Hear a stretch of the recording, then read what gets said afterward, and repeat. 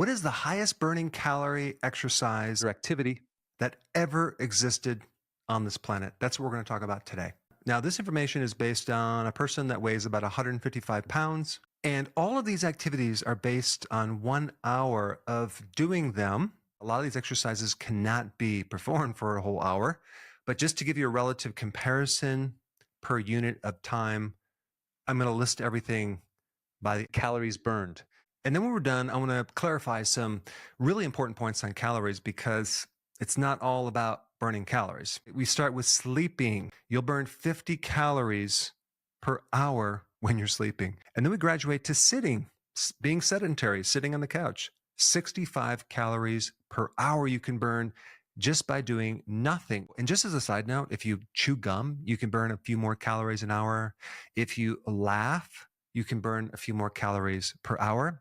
And if you fidget, you can burn a few more calories per hour, all very insignificant. So when you're sitting there watching TV at night, eating popcorn, find a comedy, start laughing, fidget while you're chewing gum and eating the popcorn at the same time. And then we have standing. It takes a little more energy to stand. So we have 110 calories. Sex. It's not an exercise. I guess it could be. You'll burn about 200 calories an hour. But most people do not spend an hour performing that exercise, probably more like, 4 minutes, maybe 10 minutes. Then we have planks. If you did plank for an hour, you'd burn 240 calories. That seems pretty strange because it seems like a plank would burn way more calories. I'll have to double check that one. But I tell you one thing, I don't think most people can do a plank for more than 5-10 minutes, let alone an hour. Okay, then we have walking, moderate pace, about 3 miles an hour. You'll burn about 240 calories an hour. Bowling is 250 calories. House cleaning, vigorous effort, 250 calories. Gardening or yard work is 270 calories.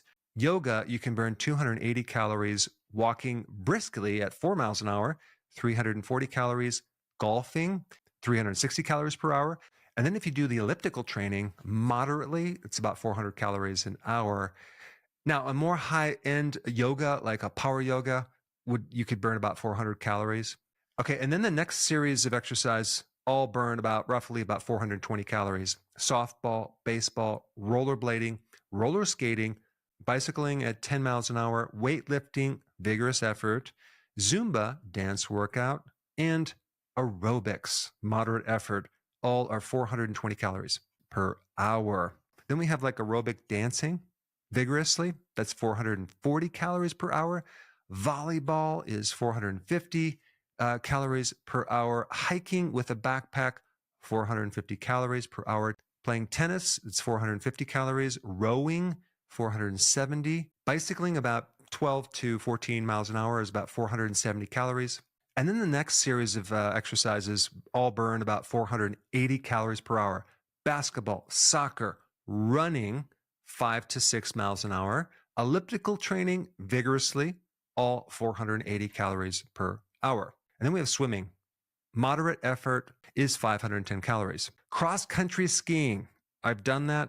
It's a pretty serious workout. That's 550 calories per hour. Then we have martial arts, judo, karate, etc., 560 calories an hour. Jumping rope, 560 calories an hour. I want to see you jump rope for an hour. Rock climbing, indoor and outdoor, 570 calories. And of course, that all depends on, how many breaks that you're taking in between the rock climbing. I don't think anyone could rock climb for straight 1 hour. Then you have rowing vigorously, 570 calories. Kickboxing, 580 calories. Bicycling vigorously at 14 to 16 miles an hour, 590 calories.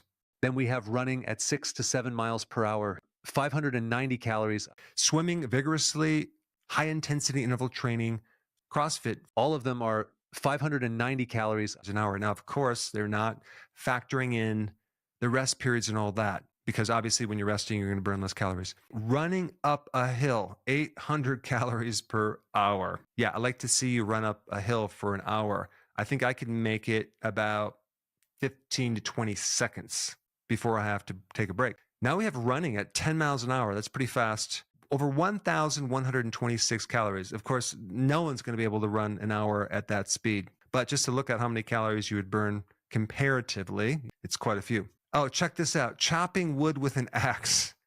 1,196 calories per hour. And then we have the top exercise that burns the most calories, and that's a flat out sprint.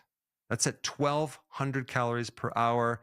We know that's ridiculous. But if you're doing a flat out sprint and you're using every bit of energy, you're going to burn some serious calories. Now, that's all really interesting, but I need to explain some key things about burning calories.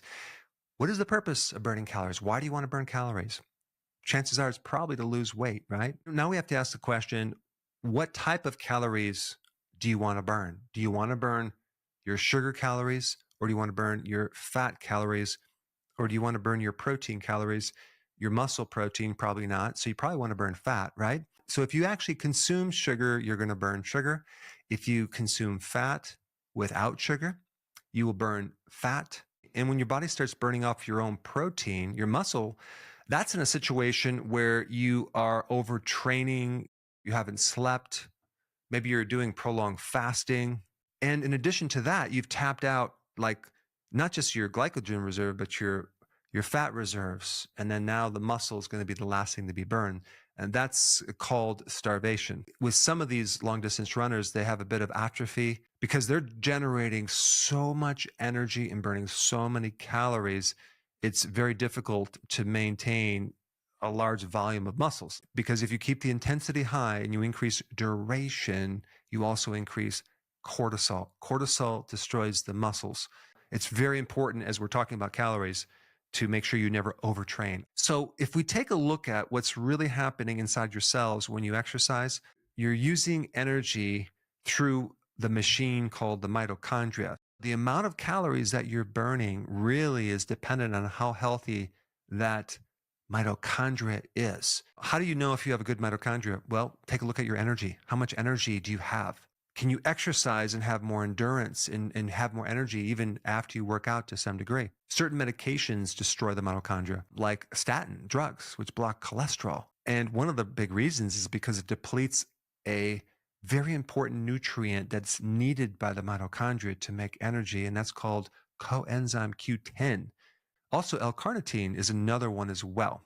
So there are several things that can help increase the number of mitochondria and the strength. Of course, exercise will do it, but only if you're resting between your exercise and you're fully recovering. Having a good thyroid can help the number of mitochondria. Increasing more muscle mass will automatically give you more mitochondria. And this is why it's important, if you want to improve your metabolism, to make sure you have sufficient muscle mass. And even people doing Ozempic, right? What they do is they lose weight, but they also lose muscle as a side effect. I mean, sometimes people have this idea that, oh yeah, I'll be on this medication the rest of my life. Really? I don't think so. So you might start out losing weight and then all of a sudden lose your mitochondria.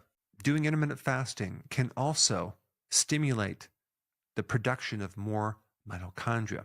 But I want to say something. There's a fascinating test that can look into the mitochondria. It's called metabolomics, and determine if you're getting enough fuel to even feed the mitochondria, especially if someone is exercising. It's very important to get enough fuel to feed the machine. One of the best fuels for the mitochondria is meat. Meat apparently has all the cofactors, the B vitamins, the trace minerals, and the most protein to feed that mitochondria and make it strong. Cold immersion therapy or cold showers can actually do some interesting things because it forces the mitochondria to generate a tremendous amount of energy from your food. There's been some data that resveratrol can help stimulate more mitochondria. If you have insulin resistance, which probably 90% of the population has, that can severely destroy your mitochondria. It can prevent you from using glucose.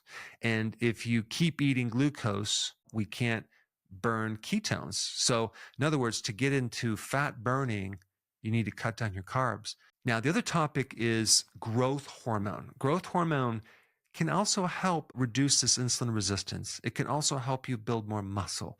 It can help you burn more fat. Even though you might be sprinting for 10 to 15 seconds and then resting for 4 minutes, You might not be burning a lot of calories, but what's going to happen is you're going to increase growth hormone 24 to 48 hours later while you're sleeping. So you're going to be burning fat while you're sleeping. And this is why you have to look beyond just the mechanics of burning calories, because there's other factors involved. One other big mistake that a lot of exercisers do is when they try to burn calories with exercise, they're putting tremendous amounts of energy out at the gym and their diet is too high in carbs.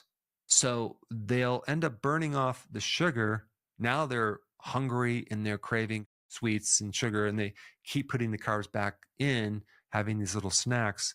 So they never really lose a lot of weight because they're running their body on glucose and they're just putting it right back. So if we're talking about weight loss, exercise accounts for 15% of your gains, whereas the diet can be about 85% of your gains. Because regardless of how many calories you're burning, what if you could just focus on burning fat calories? Wouldn't that be a smart thing to do? Versus increasing the metabolism to burn off more sugar calories, which you then replace with sugar. Doesn't make sense. But if we're talking about exercise and we want to do an exercise that burns the most calories, you'd want to keep the intensity, the highest possible intensity you can do, and involve the most muscles, upper body and lower body. Recently, I was doing a metabolomic test on my mitochondria. I exercise a lot. I run up hills. I do all sorts of things. I was overtraining.